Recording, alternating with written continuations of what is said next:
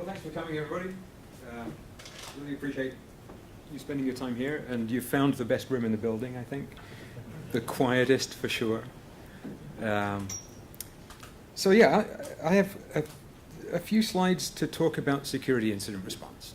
And that's kind of my day job, working with customers and building products in that area.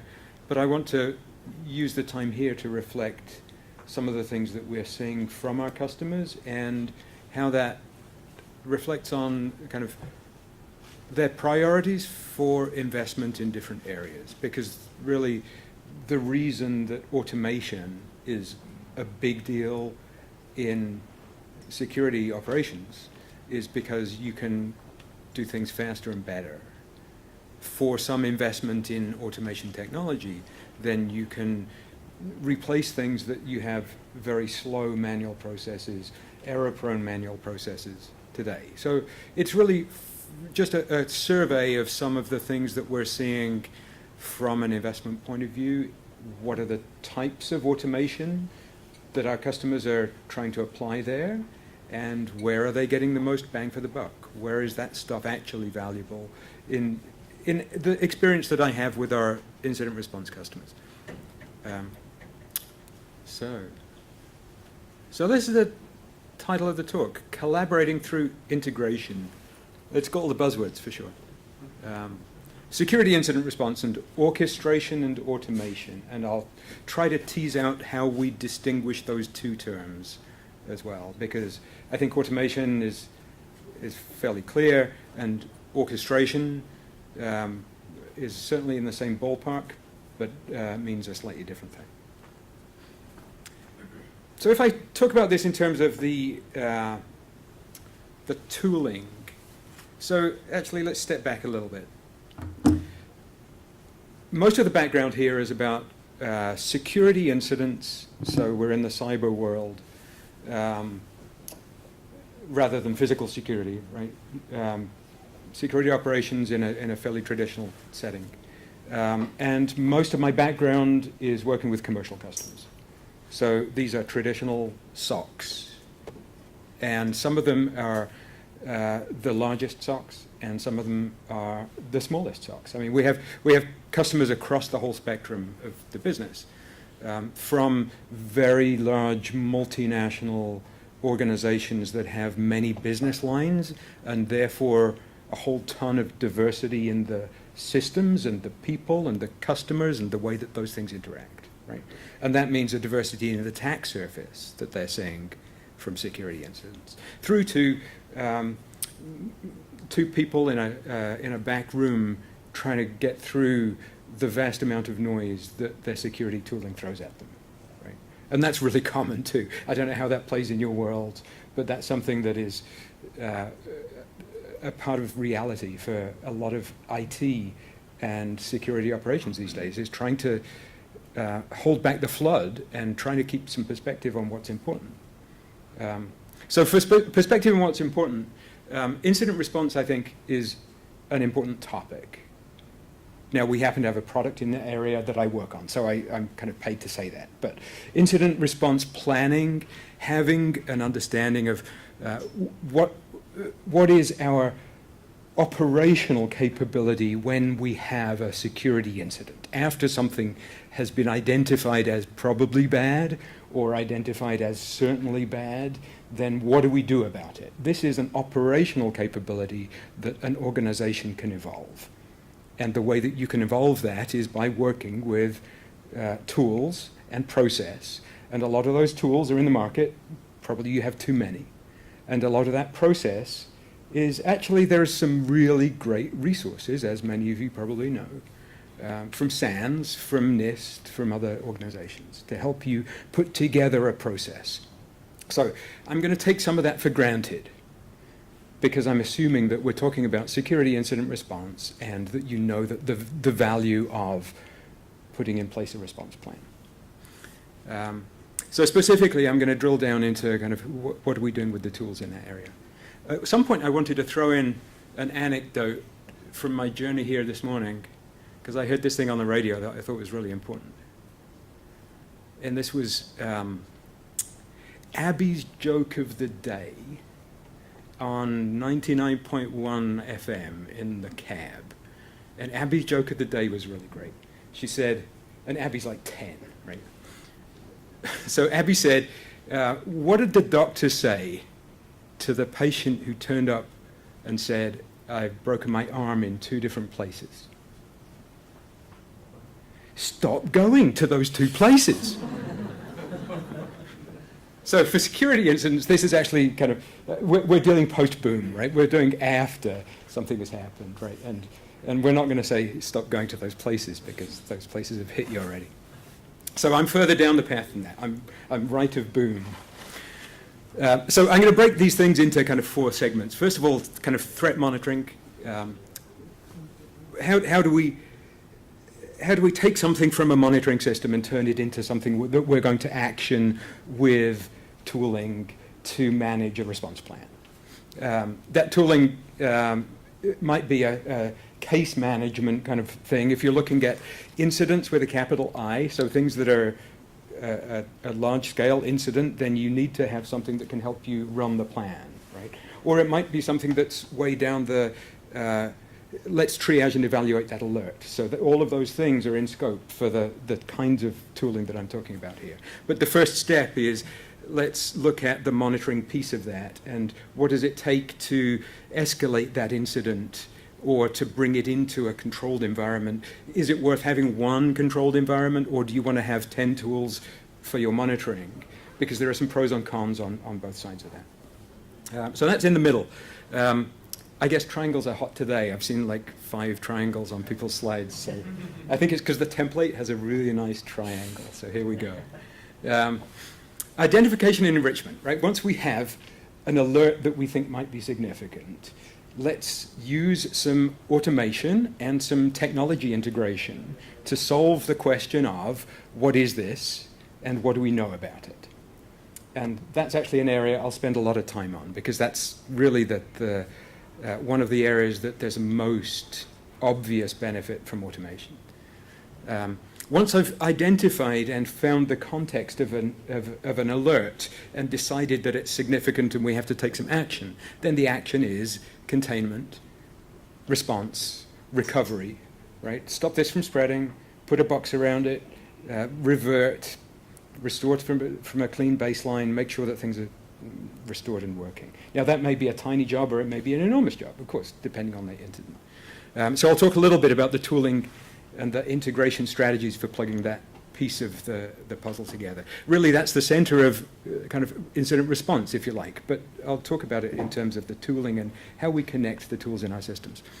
And then the third triangle at the light blue, at the bright blue, communication and coordination. In other words, whenever we have a significant event of any significance, then controlling it automatically would be great, but usually communicating what's happening and working with other teams and specialists and other agencies and organizations is a half of the problem.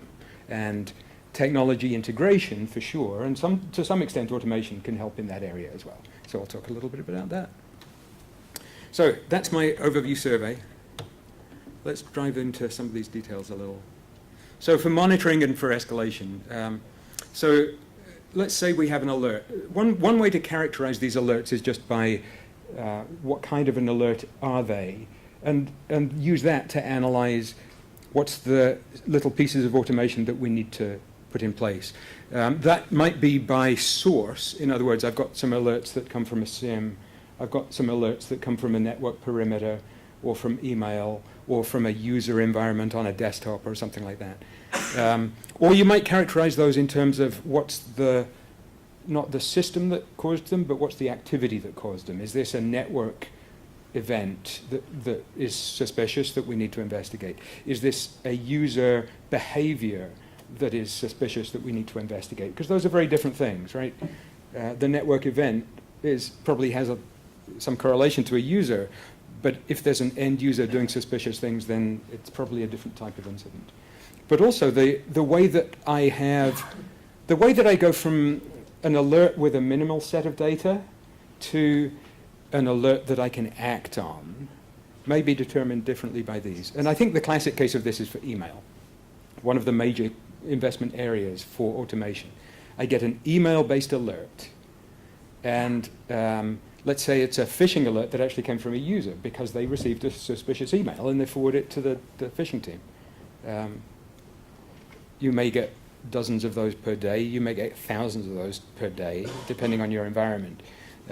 If you're in the space where you get thousands of those per anything, then they probably constitute at least a half of the noise in your security organization. In the experience that we're seeing, phishing is so prevalent and so noisy, and you can apply automation to make some of that noise go away by investigating the content of the email. So identify this thing and discover what happened. And then really in this area, I'm just trying to convince you to put a little bit of process into the system up front. And I think there are actually two ways of looking at that.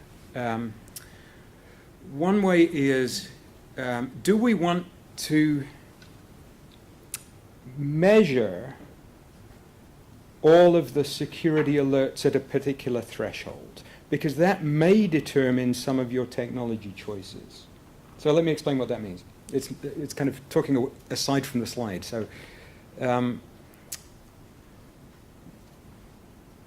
if you have 25 different alert sources and you want to produce a report that tells you at a high level how many of these things are we handling and how many of these things are we not handling, and where's the risk that we can expect is in our infrastructure that we haven't measured, right? So where's the risk in the things that we know that we're not handling properly, which is a very typical situation for our customer organizations. They know that they haven't got enough resources to investigate every single thing that happens. So how do you quantify that for reporting? Well, one way to do it is actually to say anything that meets a certain level of criteria, we want to track in a single system so that we can report on them. And that's something we've seen in our customers, that even fairly low-level alerts from their SIM, they wanted to bring into an incident response plan, even though they knew that they were probably going to ignore and close automatically the vast number of those reports, because it made reporting easier at the top line. So I think actually, I mean, normally I'd resist saying drive your policies through your metrics, right?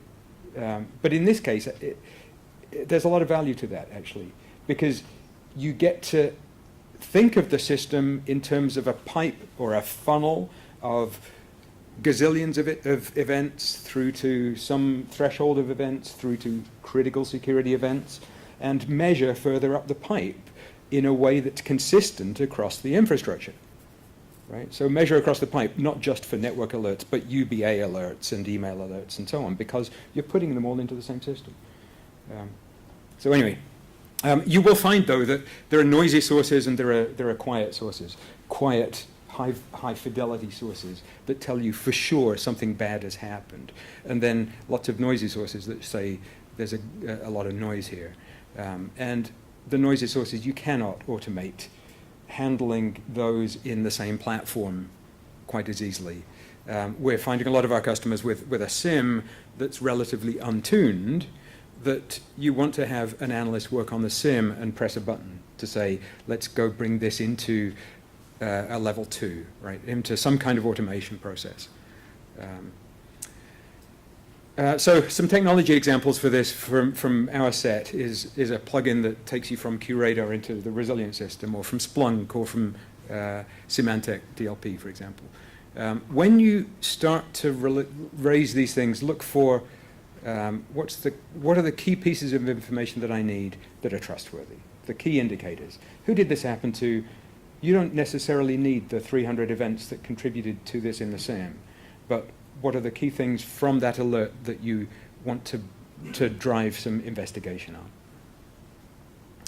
on? And then you begin to start working with workflows and automation to identify automatically what happened. So on the picture here, this is actually one of the workflows that one of our customers, a commercial customer, implemented for one of their response plans, they went a little overboard in the complexity. I like things that have less than 10 boxes on them because my eyesight's not so good, but also just adding things together gets kind of crazy. So let's look at this area in a bit more detail. This is where I think we're finding a lot of activity. When I have an alert and it has an IP address in it, what do I know about that IP address? When it has a username or a machine name or a little bit more context than that, how do I find out the key information about that? Now, look at your manual processes for investigating that. You probably already have in the analyst's notepad, on the clipboard, they'll have a standard set of Splunk queries or some other query for different situations. They might have that in a wiki if you're lucky. And they'll go copy that query into Splunk and go run this query, pasting in the IP address that they found, right? Or they'll take this thing and go to VirusTotal, or take this thing and go to some other threat intel. Now, all of those things are ripe for automation if you can put them into a little process that helps you to do it properly. You don't have to boil the ocean, because immediately you do that small-scale automation, then you've saved a ton of time, and you've freed up that person to only look at the results and not spend half of their day pasting in queries and then waiting for them to execute. Right? That's why this identification enrichment area is where we're seeing all the activity, not all the activity, where we're seeing a vast amount of activity in SOC operations automation. So this is saying, what is this? What do I know about this? I'm going to characterize that two ways. Threat intelligence, I would say, corresponds to the external context of the alert, right? So is this IP address known to be C2 that's associated with some botnet, right?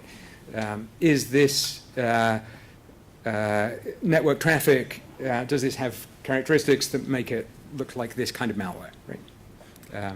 So you can very easily identify external context by looking at the file hash or the IP address and look those things up, right? So sending these things that you've observed into threat intel sources, you can do that automatically.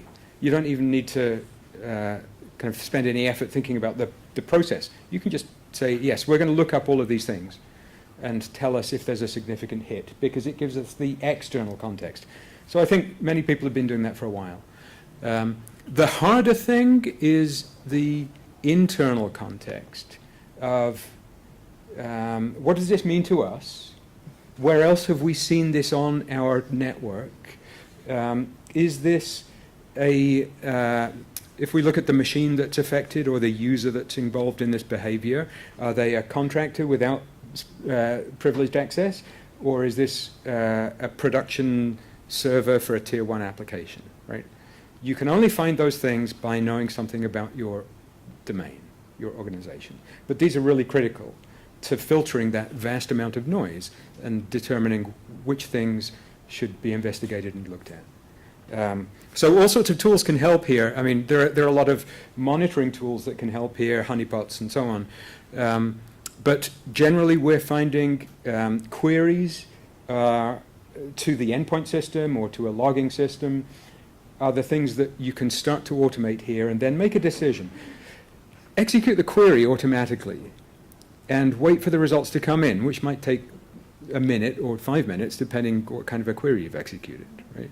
And then perhaps there's a decision on, have I seen this in the query results? Do I get more than 3 rows, or is there something within this time period? And then set a flag that says somebody's going to look at this.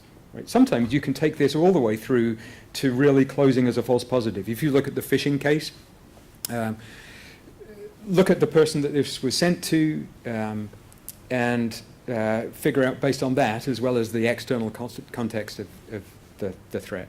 And quite often from the external context, you can just say, no, it's just regular spam, there's nothing malicious in here.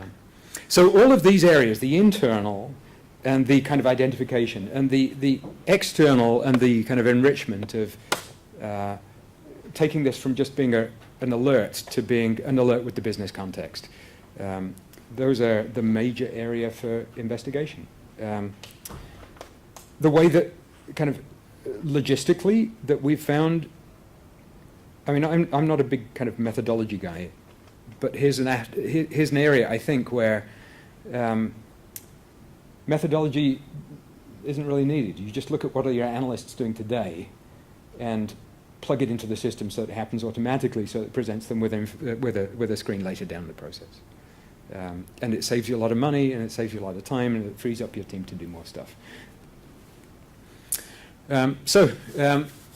Who needs to be notified? Maybe there are some situations where you've got a phishing email, you need to send a response to the user. So this can end up being quite an interesting workflow, right? Let's receive this thing, let's tear it apart using some machine tools, let's go investigate the URLs or the file attachments. If we don't get a hit from any of our threat services within 30 minutes, then go send a message back to the user saying, we're not going to investigate this further, it looks okay. If it gets a hit of a particular kind, then let's start to raise an incident around this and look at containment or whatever needs to be done. Right? So on that side, containment. So the types of activity that you get into here are real incident response tasks. Right? So the best practice for how do I understand the scope of really where is this and how has it spread so far, if it's had any movement, and what do I need to do? There's a lot of knowledge in your analyst's head already, and there's a lot of best practice that you can get from NIST, SANS, etc. for managing this. To the right, you can see kind of a piece of a run book or a kind of task descriptions that builds a library of tasks for the analysts that filter based on if we have a denial of service or an email or a malware, etc., then here's the standard procedures. Just having that kind of documentation of here's my checklist gets you a very, very long way. But then connecting your tools together, and I would call this kind of integration rather than automation, right? Lets me do some things automatically. Now, depending on your tool set and your environment, some of these are hugely valuable as well. One of the things we're seeing moving to the cloud is it becomes way easier to do really smart things. When I see an alert on a machine, let's immediately put a new perimeter around that with higher logging. Let's snapshot that and make a copy and immediately start some forensic analysis on this. All of these things are really easy with some of the new scale of virtualization tools and some of the new scale of cloud tools. But if you don't have those and you have regular kind of desktops and physical machines in your environment, then still doing things like blocking this URL and isolating the environment are probably part of your SOP already. Here we get into et cetera, et cetera. To actually connect these together, look at the value of doing this automatically versus sending a ticket to another group that needs to control the network, for example. Very, very common. It's very often worth connecting your automation to a ticketing system if that's the way that your organization's set up, so that immediately you don't have to get on the phone or send an email to track this stuff, that you have some traceability through the whole system, because we have an alert here and it's going to raise a ticket over in Remedy or ServiceNow, and we'll track how that happens and see when it gets updated and so on. Or you may have actual tools that can connect this to do these containment activities directly. And so we see kind of blending into this kind of communication and coordination activity. A lot of the tasks for incident management end up going outside of the SOC, and sometimes outside of the organization altogether, or reporting up or reporting out to stakeholders. One commercial example that we've seen that's actually pretty common, we've got some customers doing this on a global scale, is if they have good information about the business data steward or the data owner for different systems, then loop them into the response system automatically so that they get notified and brought in early in the response process when there's a security incident that affects their stuff. And you can automate that. You can look them up in the directory, and add them to the access control list and add them to the system. Send them email or bring them into the system. But loop those people in because they know the business context of the data and the systems that are involved. So a lot of activity around this, linking in communication tools and coordination tools. But as I say, the vast amount of investment that we're seeing is really at the top of the triangle here. I probably have like 5 slides left in 3 minutes. So I'm going to do one thing very quickly and then click. Let's see how this goes. Your playbooks need to be agile, right? One of the problems of automating is that you bake yourself into a set of fragile, rigid tools that you've spent a lot of money to put into place, and then you've hired some expensive consultants to build some automation for you, and then you're supposed to operate this in a changing world. Your environment is changing every day. The scope of your assets, business decisions on where they're deployed, those things are changing all the time, and your automation needs to keep up with that. So make sure that the agility of the tool set matches the agility that you want to put in place in your team. That may mean that you choose technologies based on the accessibility for the staff that you have or the staff that you know that you can hire within the next year or whatever your kind of plan is. But all of these things need to be agile, even within the incident. And so we call this kind of dynamic playbooks, which is to say that the playbook itself is not a static thing. When I'm in this process here and I see that an executive is involved, then suddenly I have a whole new process that I need to fold in to this regular standard malware cleanup process here. Or if I have data breach of PII or any kind of data that's controlled, then suddenly my playbook has complete other dimensions to it that are absent from the incident previously. So the people and the process and the technology all kind of fit together. So I hope that was useful. That was kind of a survey of some of the tools and the investment. When the rubber hits the road, of course, every organization that puts these things in place is really, really different. We have some customers who have the luxury of a single monolithic environment, and everything's in the cloud, or everything's done like this. And they can do a lot of automation very, very easily. We have some of we've seen this in some of the large kind of internet players, that they've got such a mature engineering organization that all their systems are the same, nearly. Or none of their people, there's no IT, because everything's in the cloud. And most companies are not like that at all. You have horrible mixtures of systems that you can't throw away, but you really need to, and all the rest of it. So this is not really prescriptive. It's just an attempt to put that into a little bit of a business focus of look at where to invest in automation. Treat this as a set of tools for agility for the organization that you want to build, and not a set of tools that are going to give you a magic bullet. And because of that focus, it's a long-term, it's a farming investment, right? It's something that you're going to invest in here, and 5 years down the line, that you'll have another level of capability in the organization. So thank you for your time. I hope that was useful and interesting. And I'm very open to questions, and if we get thrown out from time, then catch me afterwards as well. So any questions or comments arising? Yeah. You know, you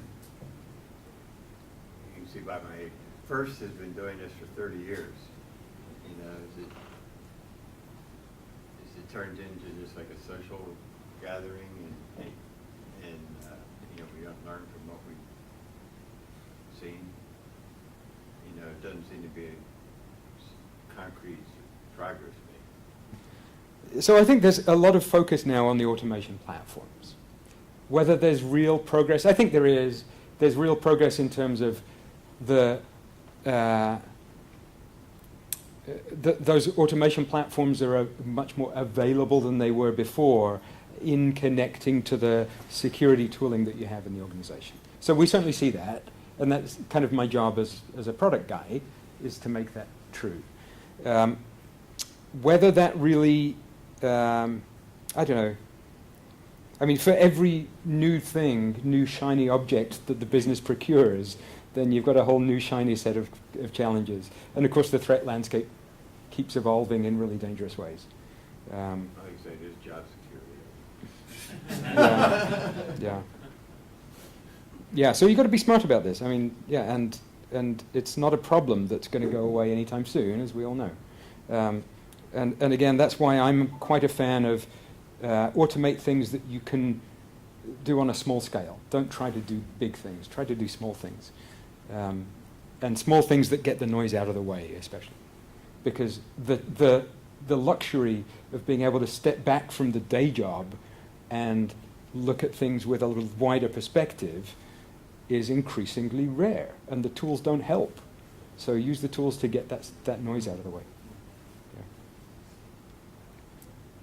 Yeah, one more. Just a comment with the ending and the seamless aspect of incident response team and forensics. Yeah. You know, IR and forensics, and also threat hunting. I mean, there are some very different activities that overlap. Forensics, of course, you've got some very, very specialist skills. We're seeing those be quite distinct. Very often there's a handoff, but the forensics team may have a completely different set of tooling. And also, you want to put a security boundary around their work in a way that regular IR doesn't even have, right? That sometimes when you hand things off to forensics, they become much more confidential. But yeah, we're focused on. There's also some aspects there where you want there's a handoff. Yeah. You brought it in, so Yeah, absolutely. Yeah. You have to integrate Yeah. that handoff, that coordination. Yeah, absolutely. And going back to my original thing, I mean, I think that there is value in saying, what's the central system that tracks all of these activities, even if it doesn't help with all of the work for all of those activities. And so that if you have a security incident and they hand it off to forensics and there's some activity there, let's have a task in here that tracks it, even though it's not going to track the detail. And let's make sure that their results come back into the process, because otherwise you can't plan their after-action reporting and, I mean, the end-to-end process that you need for IR. So I'm getting the chop sign. My time is up. Thank you again for your attendance and patience, and I hope you've had a good day here.